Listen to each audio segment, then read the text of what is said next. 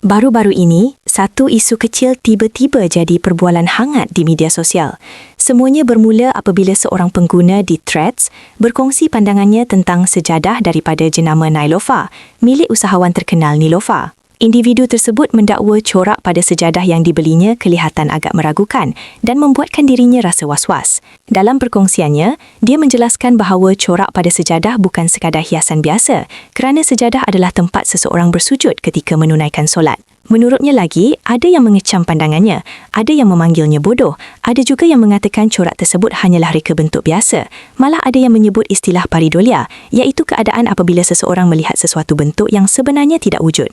Namun, bagi individu itu, apabila sesuatu corak kelihatan jelas dan menimbulkan rasa was-was, dia merasakan perkara itu tidak boleh dipandang ringan. Katanya, ini bukan sekadar soal reka bentuk semata-mata, tetapi melibatkan perasaan dan keyakinan ketika beribadah. Dalam masa yang sama, dia turut menegaskan bahawa kritikan netizen tidak akan menggugat pendiriannya. Menurutnya, setiap orang berhak menilai perkara tersebut berdasarkan iman dan pandangan masing-masing. Dia juga berkata jika ada yang mahu ketawa atau menganggapnya terlalu kolot, dia tidak kisah.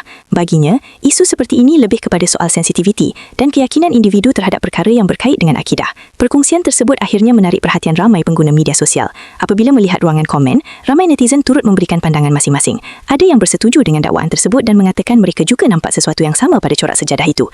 Menurut beberapa netizen, corak tersebut kelihatan seolah-olah menyerupai kepala kambing, terutama pada bahagian yang dikatakan seperti hidung dan mata. Ada juga yang mengaku cuba meneliti sambungan corak tersebut untuk memahami reka bentuk asalnya, namun masih merasakan bentuk itu agak jelas kelihatan.